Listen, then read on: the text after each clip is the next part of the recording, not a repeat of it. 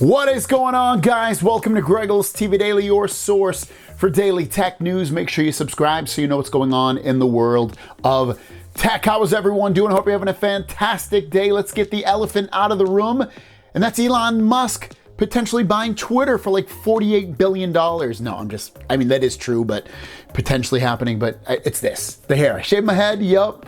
So let's get over it. And without that said, we have a bunch of stories on the Vivo X Fold because, as you know, the phone was announced and people are starting to get some hands-on time with the phone. So we're seeing some photos, some videos, some cool stuff about this phone. So let's dive into that. We also have a bunch of questions. First story of the day is about the Vivo X Fold next to the Galaxy Z Fold 3. And this, like the big displays and how they look next to each other, and a certain thing that a lot of people don't like. Let's talk about it. So here it is. This is a tweet from Anthony the Galax saying the Galaxy Z Fold 3 on the left and the Vivo X Fold on the right. The crease is less noticeable on the X Fold, but definitely not creaseless like Vivo says. So if you're hoping for a creaseless phone, you can definitely see it. Again, I say this all the time about the crease in the phone. You don't even notice it. I never think about it. Can I see it? Yes. Can I feel it when I really rub my hand over it? Yes. Does it bother me? Not at all. So I wouldn't worry if you're getting this phone or thinking about getting the phone and you were like, it's gonna have no creases. Don't even fret about it. It's not a big deal, but it is something to see that it is a little less indented than what you get with the Z Fold 3. Now, the Galaxy Z Fold 3 is a pretty heavy phone. It's one of the heaviest phones that you can buy on the market, at least for flagship phones. But the Vivo X Fold, as we spoke about yesterday or the day before, is actually a heavier phone. And it looks like Ice Universe has got some hands-on time with it, saying the Vivo X Fold has many advantages. It's big, but it's too heavy for me. It weighs 316 grams, while Fold is much lighter. Fold 4 is lighter and thinner as well, which is the right design. So he's saying that even though you're getting a bigger display on the outside and on the inside, at the end of the day, the phone is just too heavy.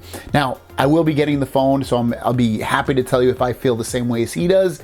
But again, it is something that not every device is created perfectly, and one of the things that, even though you might be getting a bigger overall phone, you're also going to be getting a heavier phone at the same time. Now let's check out some photos again from Ice Universe showing off the big display and the smaller display and how some of the wallpapers look on the phone and how you can see the camera cutout at the top on both displays, and the outside display definitely looks larger than a Z Fold 3, and it is, but you can really tell how much larger it is. Also, the back of the phone, when it's closed up, it definitely looks larger and fatter than, or wider I should say, than a Z Fold 3. And then here's another photo of the big display. I'm very curious to try this software out. And then a few more other photos also from Ice Universe, shows it closed up but from an angle. And one of the things you'll notice if you really hone in on the back is that the back is made of leather. I didn't actually realize that. I should have looked at maybe some of the specs or whatever of the phone more so. So it's going to be kind of interesting to check out not only a folding phone,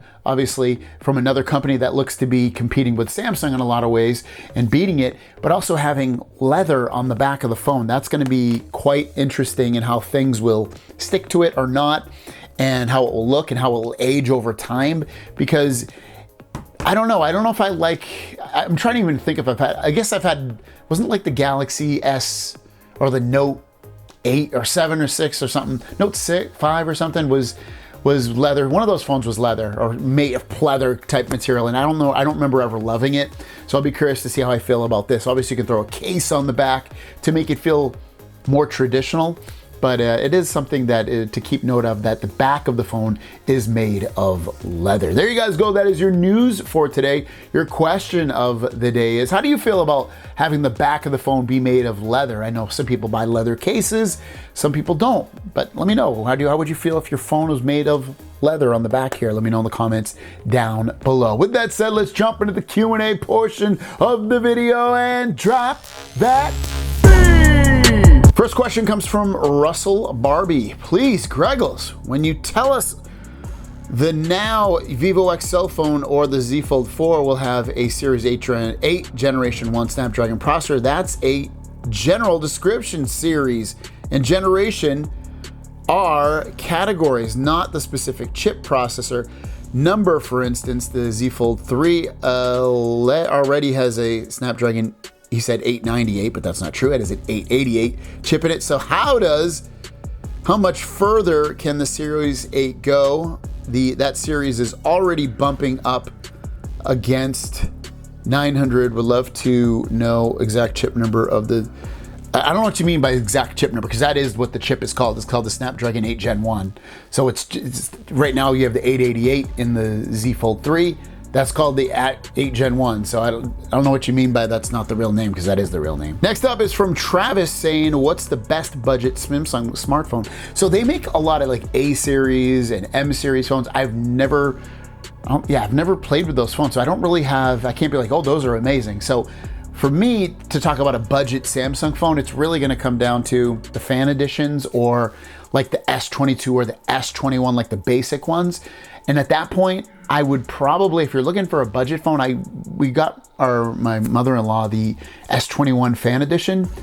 I like it. I don't mind it has a 1080p display. It still has 120 hertz refresh rate. The price is kind of expensive, I guess, when you factor in $600 or $700 for it, but it's still a pretty nice phone and it performs really well. Now, if you want something cheaper, then yeah, maybe go the S21 route or S21 Plus if you can get one for a good deal or get one used.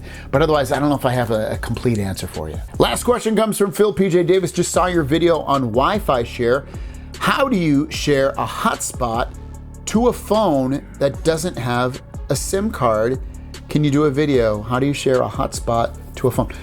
How do you share a hotspot to a phone? So you wouldn't share it per se. You would just you would have to know what the Wi-Fi passcode is for the phone. Sometimes the phones, I think those hotspots have a little QR code. Maybe you could do it that way, just like you did. You'd open up your camera and look at the QR code in the back of the hotspot. Maybe that would work, but you can't, otherwise you can't share. You have to just tell people what the passcode is, or you could connect to it from another phone and then share it from that phone to another phone. Hopefully that makes sense. There you guys go. That is your news for today. If you have any questions, leave it in the comments down below with the word question, and we'll see you down the road. Peace.